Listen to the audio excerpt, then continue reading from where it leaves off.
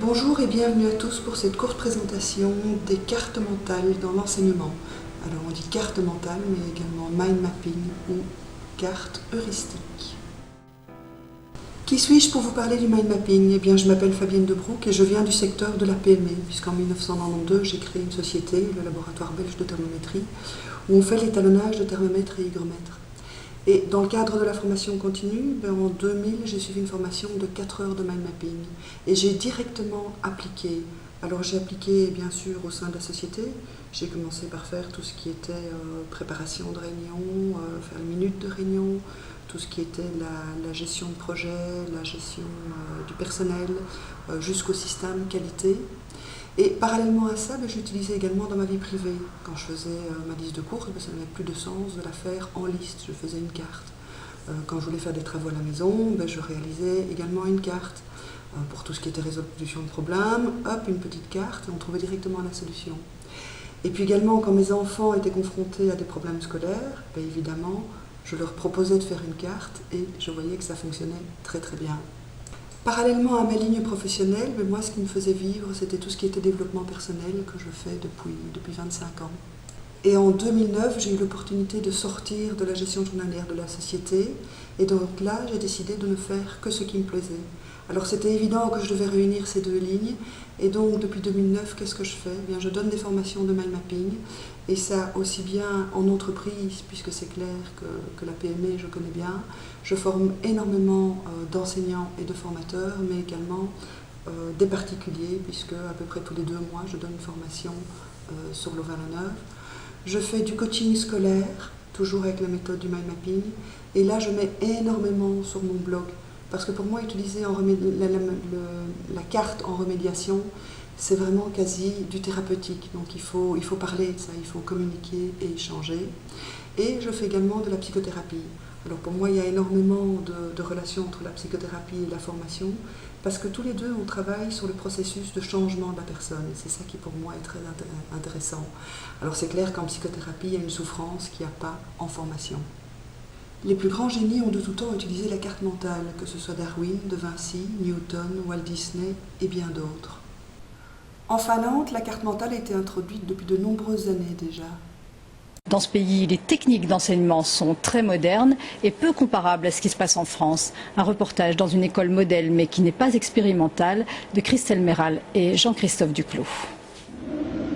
L'une des écoles les plus réputées de Finlande est à une demi-heure du vieux centre-ville d'Helsinki. Voici Kauniainen, du primaire au lycée, prix d'excellence pour les résultats et mention très bien pour les enseignants. On aime vraiment bien notre instituteur, mais quand il explique sa façon d'enseigner à nos parents, ils ne comprennent rien. Son instituteur aux méthodes bizarres, c'est Timo. Ce jour-là, cours sur l'Antiquité avec une vidéo. Et voici comment les enfants prennent des notes. Pas de longues phrases, mais un schéma avec des mots-clés. C'est la technique de la carte mentale. Avec la carte mentale, les élèves mettent en valeur des idées différentes et ils peuvent les articuler entre elles. Ce n'est pas possible avec l'écriture traditionnelle. C'est trop linéaire. On ne peut pas corriger, ajouter ou mettre en valeur l'idée principale.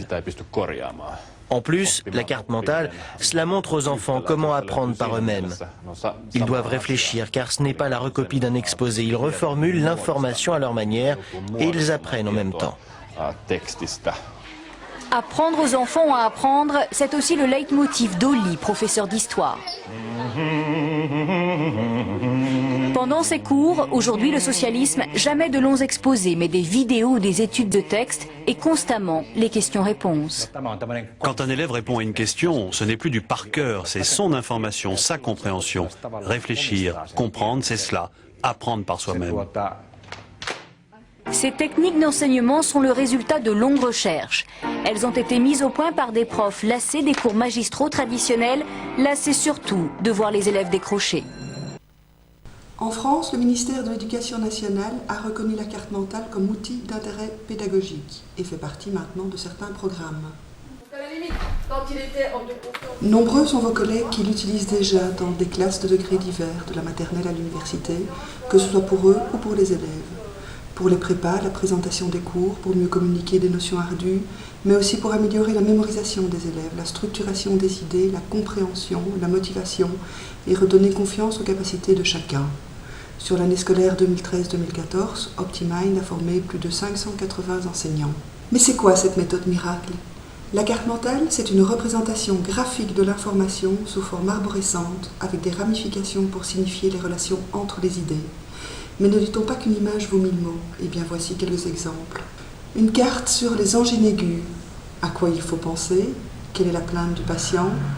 Les examens cliniques à effectuer? Les examens complémentaires? Le traitement et les conseils. La liste de courses. Ici, on a choisi de faire chaque branche principale un type de produit, mais on pourrait très bien envisager que chaque branche principale est un rayon. Peut-être suivez-vous des recettes? Et combien de fois relisez-vous la même ligne?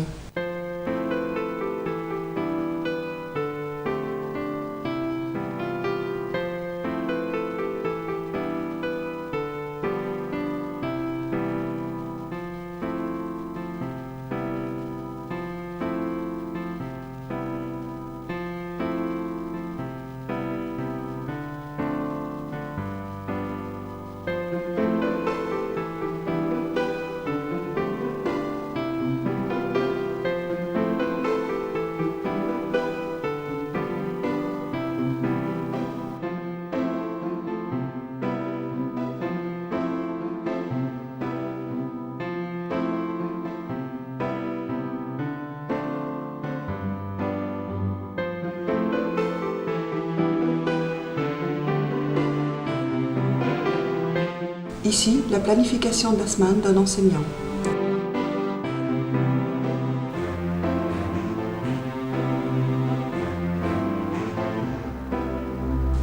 Carte réalisée par un enseignant d'éducation physique et destinée aux élèves lors de la première leçon de l'année. Alors, à votre avis, quels sont les avantages de présenter les informations sous cette forme? Oui, il y a bien sûr la vision globale, tant importante pour la compréhension. L'augmentation de la mémorisation, due à l'utilisation des mots-clés, des images, de la couleur, des émotions. Faire une carte, c'est structurer sa pensée, en branche principale et en branche secondaire. C'est un gain de temps, puisque seuls les mots-clés sont consignés. La carte est créative, chacun son style, et nous serons plus créatifs lors de sa réalisation, car les deux hémisphères du cerveau sont mis à contribution. Pour rappel, les deux hémisphères du cerveau ont des activités bien distinctes. L'hémisphère gauche, c'est le lieu d'écriture. C'est un monde en noir et blanc car les couleurs n'existent pas. Tout est structuré, analytique et chaque détail prend son importance. Par contre, pour l'hémisphère droit, lui, il aime les couleurs, les images, les émotions, la vision globale.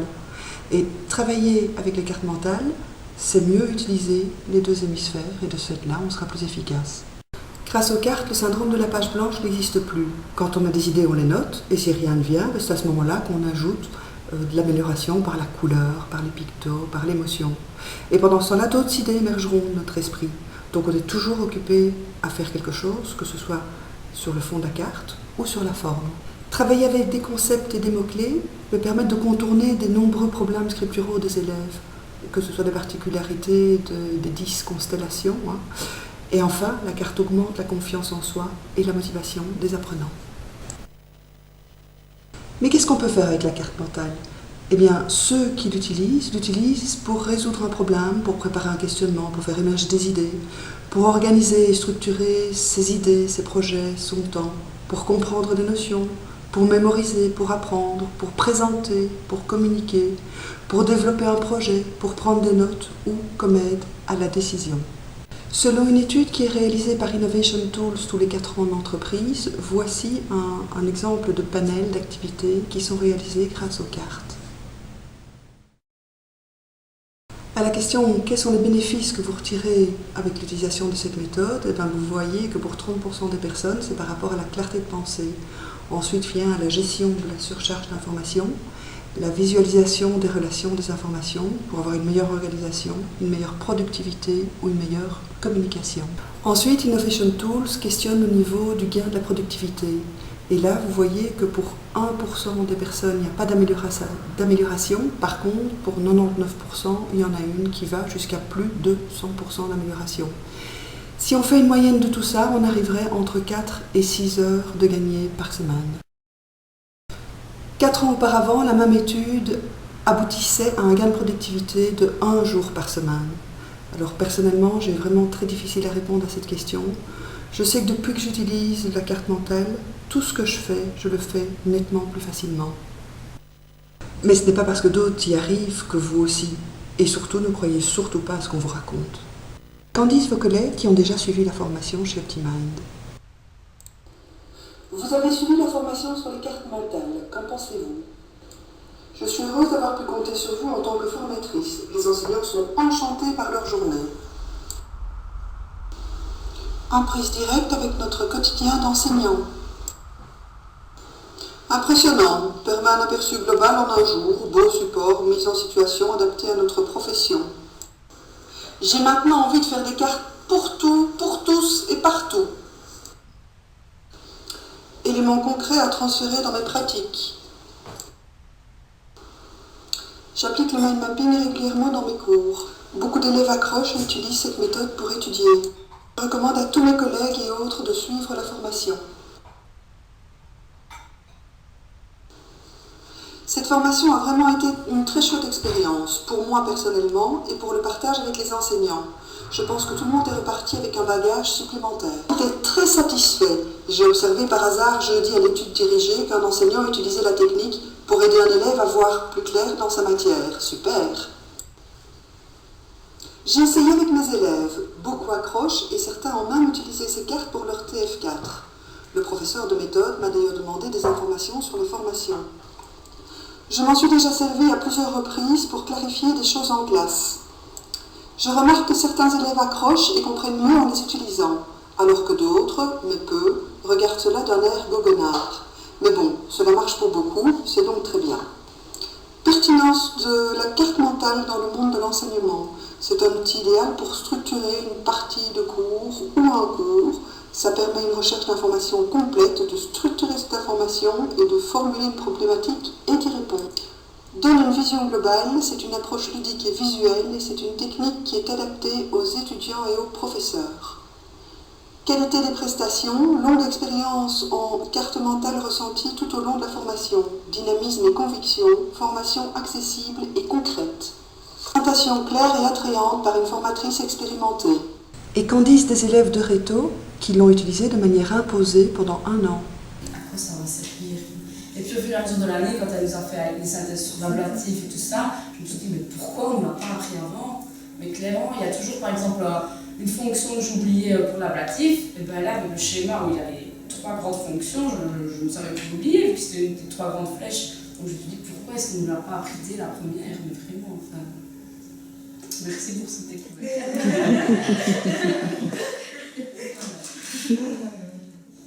Ce que Madame Mars nous a fait remarquer aussi, c'est qu'on peut l'utiliser que pas forcément en latin, bien entendu. Pour notre cours, comme pour faire des dissertations par exemple, on met le sujet au milieu et puis après, il en découle plein d'autres idées. Alors pour faire des résumés de texte, par exemple, moi c'est ce que j'ai utilisé pour faire mon résumé de texte en anglais ou en néerlandais. Donc je mettais le sujet au milieu et puis après, je mettais toutes mes idées autour. Et franchement, ça aide bien, on a une vue d'ensemble sur tout le texte à partir d'un seul support. Ce qui m'a vraiment aidé, c'est la facilité de hiérarchiser les informations dans un schéma comme ça. Le fait de mettre justement mes idées autour d'un centre, ça me permet d'avoir, un esprit plus libre. Donc, je ne vais pas avoir un blocage et me dire bon, ça je ne peux pas le mettre. Justement, ça va me permettre de mettre tout ce que j'ai tout ce qui me passe par l'esprit. Et donc, en tant que professeur, c'est mieux de se dire que son élève va avoir beaucoup plus d'idées, va pouvoir mettre tout ce qu'il pense, que plutôt de se fixer sur quelque chose de précis, qui est linéaire, et suivre juste des phrases comme ça. Donc, ça aide beaucoup plus, après l'esprit va encore plus loin. Sur 3 de mes 4 poids, j'ai utilisé la méthode traditionnelle. Et puis après, je me suis rendu compte qu'en le mettant sous forme du schéma heuristique, ça me faisait un enchaînement à chaque fois entre les poids et je rajoutais des choses que j'avais lues auparavant. Et je me suis dit pour les derniers poids, je vais le faire totalement en mode schéma heuristique. Et ça a été beaucoup plus rapide qu'aller chaque fois et chercher sur des sites pour créer un résumé soi-même et tout, ça coule plus de sources. C'est vraiment des enchaînements qui paraissent logiques, etc. Et donc ouais, moi j'ai apprécié de travailler comme ça. Oui, moi, début d'année, j'étais assez brouillon, je n'arrivais pas vraiment à structurer mes idées, ça partait dans tous les sens. Puis ma mère nous a parlé de cette méthode-là. Je ne voyais pas vraiment en quoi ça allait nous servir, les couleurs, ceci, je trouvais que c'était un peu beaucoup de décoration pour peu de choses. Et au final, c'est quelque chose qui m'a vraiment aidé parce que j'ai su structurer mes points très clairement. Et les professeurs, quand j'ai présenté mon travail, ont directement, je me réussis pour leur présenter, par le visuel, ont directement compris. C'était très clair pour eux, mais pas pour eux, pour moi aussi, je voyais vraiment où j'allais. Oui, je parle de ça, je parle de ceci, parce qu'il y a les flèches, il y a ceci. Et c'est quelque chose qui m'a vraiment aidé. Je vais progresser au fur de... Plus l'année passait, plus je progressais avec les schémas. Même entre les deux, parce que tu avais l'examen de la théorie et l'examen de à la fin, même entre les deux, en termes d'assurance, par exemple, on a fait de voir que le premier avait marché. Oui, j'étais sûr de moi, je voyais comment il fallait s'en servir. Et on parle de ça à quelques jours d'intervalle, donc en très peu de temps, on arrive à maîtriser le schéma aussi, à maîtriser son travail, et à pouvoir, en peu de temps, faire un bon schéma, être très clair, et avoir un travail le mieux possible.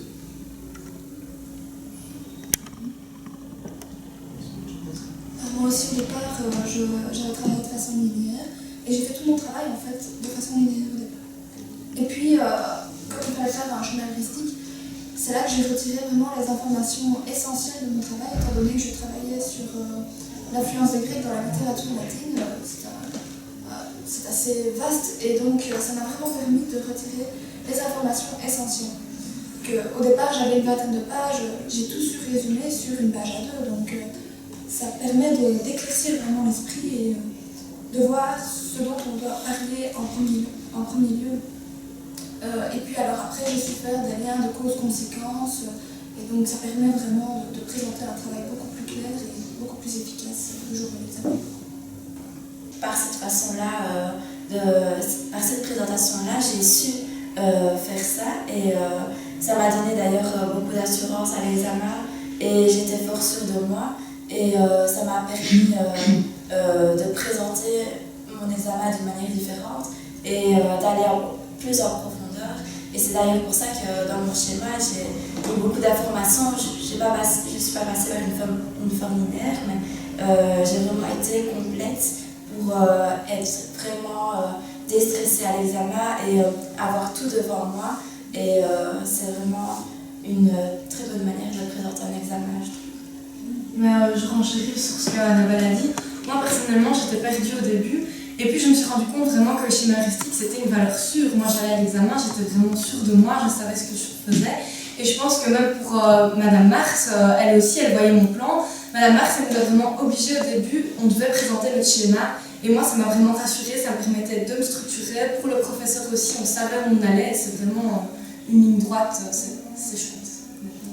Il suffit de le refaire 2-3 fois, on l'a déjà en tête. Et après, pour le présenter, c'est extrêmement facile. Il faut avoir de l'assurance. Et quand on a un schéma devant nous, on a cette assurance. Donc, c'est bien.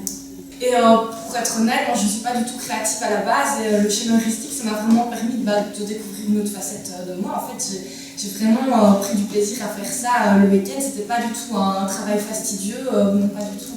Donc c'était vraiment un moyen pour moi de découvrir autre chose. On peut vraiment laisser libre cours à son imagination. Et donc, vu que moi j'ai travaillé sur les métamorphoses, j'ai décidé de faire, donc à travers tous les points, une métamorphose de papillon. Donc j'ai commencé avec l'œuf, et puis après ensuite j'ai fait la chenille, j'ai fait la chrysalide, et puis j'ai fini avec le papillon.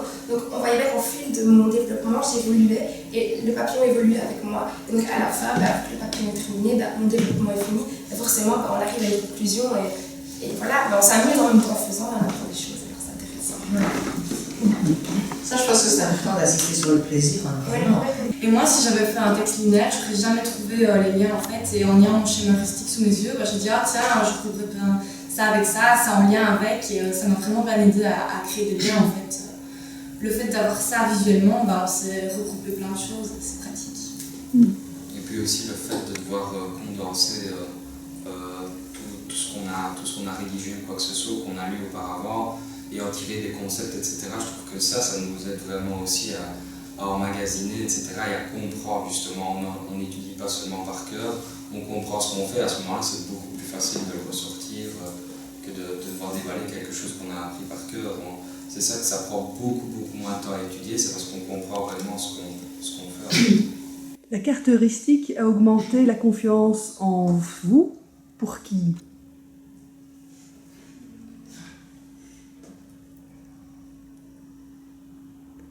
Ok.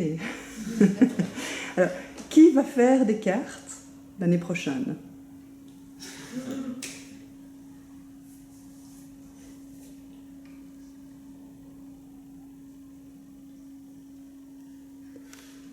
Bien, je vous remercie beaucoup. Merci pour ce partage, ça aidera à faire connaître le schéma heuristique. Pendant un an, nous avons suivi une classe de première au Sacré-Cœur de Visé qui a utilisé les cartes au cours de français et de DM. Le bilan que nous avons réalisé en fin d'année est vraiment éloquent. Je vous livre quelques constats, la totalité de l'analyse étant disponible dans un dossier séparé. Si on analyse la motivation, j'ai appris à faire des cartes mentales et je sais pourquoi je fais cela. C'est la réponse de 94% des élèves. Je ne perds pas mon temps, également 94%. Par rapport à la motivation extrinsèque, parce que madame me force à en faire, 6% ont répondu ça. Parce que je me sens fière de pouvoir en faire, 7%. Et parce que cette méthode m'aide, 71%. Pour la motivation intrinsèque, parce que j'adore faire des cartes, 65%. Parce que j'aime dessiner, 53%. Et parce que j'aime apprendre de nouvelles choses, 82%. Messieurs et madame les enseignants, imaginez que 82% de vos élèves aiment apprendre des nouvelles choses grâce à la carte mentale. Les cartes ont-elles apporté une aide? Oui, pour 82% des élèves, peut-être pour 18%. Quelle aide les cartes ont-elles apporté? Pour mieux mémoriser, ont répondu 71%. Pour apprendre mieux mes leçons, ont répondu 18%. Pour m'améliorer dans mes points, car j'étais souvent en échec. J'ai plus facile à réviser avec la carte qu'étudier des feuilles. Je n'ai jamais eu du mal à étudier, donc ça m'aide un peu. C'est plus amusant. Avant, je n'avais pas spécialement envie d'étudier, mais maintenant, avec la carte, c'est agréable. Des fois, ça dépend pourquoi. Pour mieux voir sur la carte et de reproduire les dessins dans ma tête. Pour mieux comprendre. Pour la confiance en soi, grâce aux cartes, 53% des élèves ont répondu « gagner confiance en mes moyens ». Et le restant, la carte mentale a peu d'impact. Et je vois que l'outil fait vraiment des miracles par rapport à la confiance. Qu'en est-il pour les résultats scolaires? Eh bien, grâce aux cartes, je pense que mes résultats se sont améliorés pour 88% et peu d'impact pour 22%. Ensuite, on a demandé aux élèves qui cotent la carte mentale en fonction de ce que l'outil les avait aidés. Et on obtient telle répartition.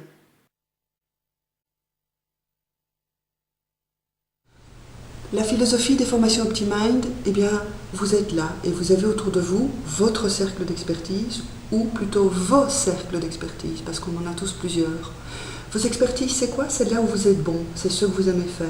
Donc ça peut être au niveau professionnel ou au niveau de vos loisirs. Et moi, je suis à côté et j'ai aussi un cercle d'expertise qui est la carte mentale. Et au cours des journées de formation, qu'est-ce qu'on va faire? On va mettre en relation, on va trouver une interaction entre vos cercles d'expertise et le mien, qui est la carte mentale. Idéalement, la formation s'étend sur 2 jours, bien qu'après la première journée, tout est donné pour que vous puissiez vous lancer. La première journée, nous ne parlerons que de vous, parce que c'est vraiment important que vous puissiez intégrer la carte mentale avant de pouvoir la transférer dans votre classe et à vos élèves. Nous commencerons par échanger vos objectifs. C'est vraiment important pour moi de les connaître parce que vous avez des attentes qui sont bien particulières et votre journée sera réussie si je parviens à vous emmener là où vous souhaitez. Nous verrons bien sûr ce qu'est la carte mentale, les règles et l'historique. Ensuite, nous aborderons le fonctionnement de la pensée irradiante, bordélique et l'esprit zappeur. Nous comprendrons comment fonctionne le cerveau et c'est important parce que si on regarde la carte, eh bien la carte c'est vraiment un copier-coller du fonctionnement du cerveau. Comment tirer profit de sa boîte noire, parce que le cerveau enregistre beaucoup de choses, et c'est comment mettre à profit tout ce qu'il enregistre et dont nous ne sommes en général même pas conscients. On abordera l'apprentissage, il y aura des conseils pour bien débuter, je vous parlerai des logiciels de carte mentale, et en fin de journée, je vous proposerai de faire un plan d'action qui, en toute logique, a des relations avec vos objectifs de départ. Alors ce plan d'action, c'est vraiment important et c'est parfois ce qui permet de mettre la machine en route. Vous me laisserez votre plan d'action et moi, à une date convenue par vous, je vous rappellerai pour vous demander comment ça s'est passé la réalisation de la carte. Mon objectif est qu'en fin de journée, vous ayez envie de faire des cartes. Lors de la formation, je vous parlerai également de la remédiation. Et là, vous verrez comment il y a moyen de pousser la technique vraiment très très loin, de manière à ce que l'apprenant réalise une carte qui lui soit vraiment personnelle. Donc c'est une carte qui ne sera pas compréhensible par quelqu'un d'autre, mais qui aura vraiment de puissance parce qu'elle sera réalisée en fonction de ses difficultés propres. Pour le second jour, nous verrons la carte mentale uniquement par rapport à votre rôle d'enseignant. Mon objectif est que vous puissiez utiliser la méthode dès le lendemain en classe. Nous commencerons la seconde journée par le contexte de l'enseignement et votre position toute particulière face à la génération Y et C qui sont complètement différents de vous. Ensuite, je vous parlerai des variantes de la carte mentale parce qu'il existe d'autres systèmes de visualisation des informations qui sont également bonnes à prendre. Ensuite, la valorisation de l'enseignement. Ce que pensent ceux qui utilisent déjà la carte mentale, que ce soit du côté du professeur ou du côté des élèves, ainsi que les applications des cartes, toujours du côté professeur ou élève.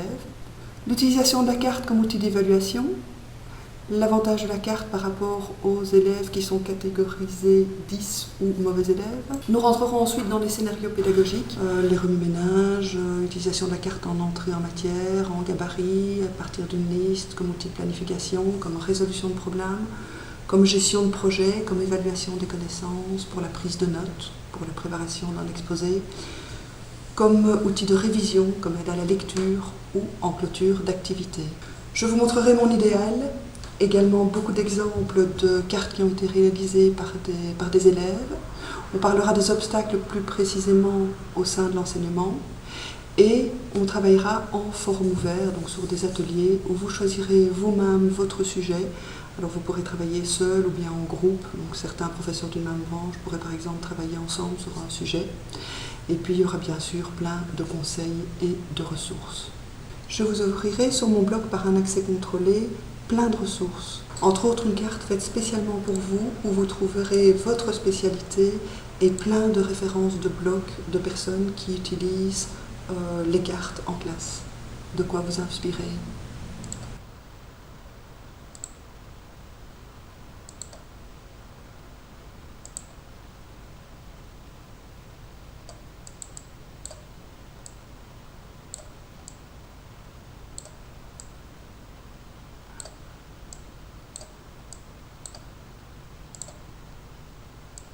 Mais aussi plein d'astuces, de conseils et de procédures.